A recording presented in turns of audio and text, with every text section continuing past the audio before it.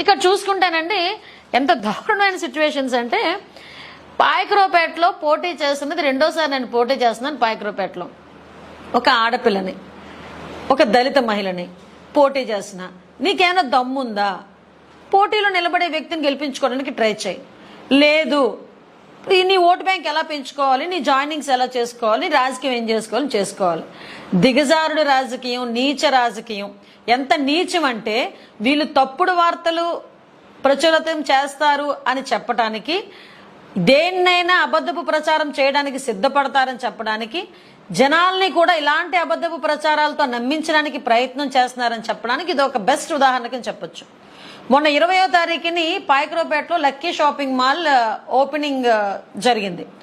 ఆ రోజు వాళ్ళందరూ కూడా నాతో పాటు వైసీపీ నాయకుల్ని, ఆ రోజు ఎంపీ సత్యవతమ్మ గారిని కూడా పిలిచారు.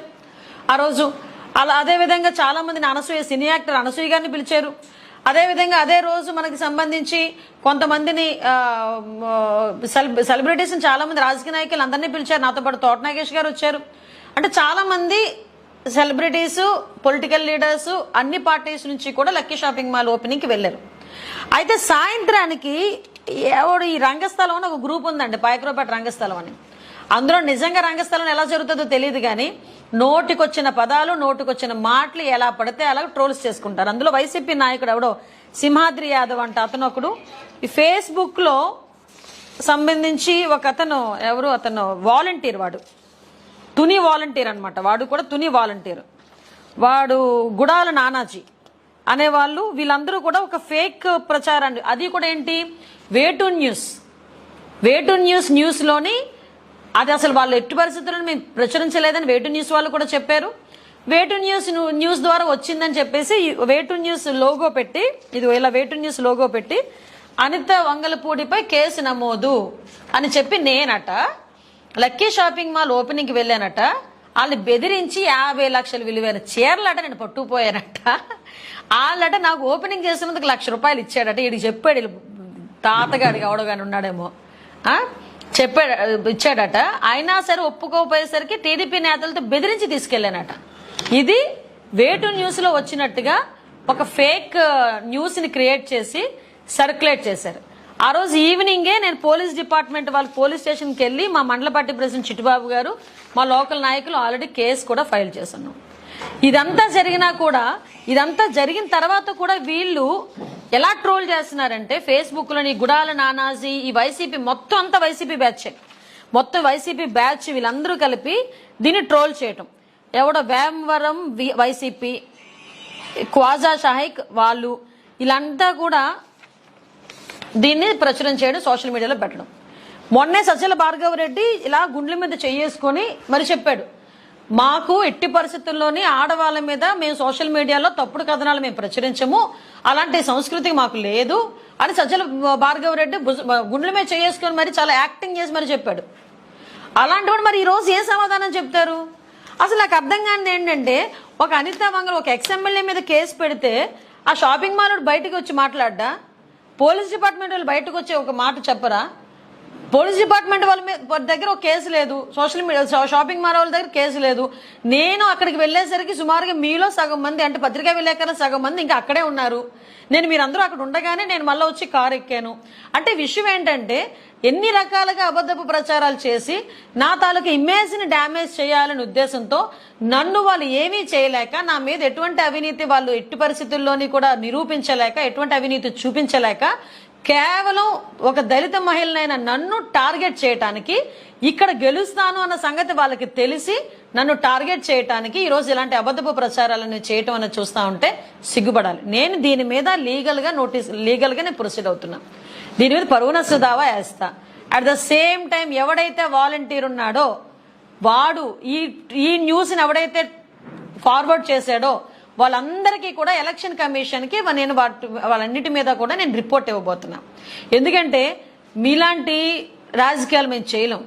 మీ నాయకుడు వాడుకొని వదిలేసి తల్లిని చెల్లిని కూడా రోడ్డు మీద పంపించేసినట్టు, లేకపోతే ఎవడు పడితే వాడిని బెదిరించి డబ్బులు లాక్కున్నట్టు, సీఎం కుర్చీ గురించి సొంత బాబాయిని హత్య చేయించినట్టు, అలాంటి రాజకీయాలు మేము చేయలేం.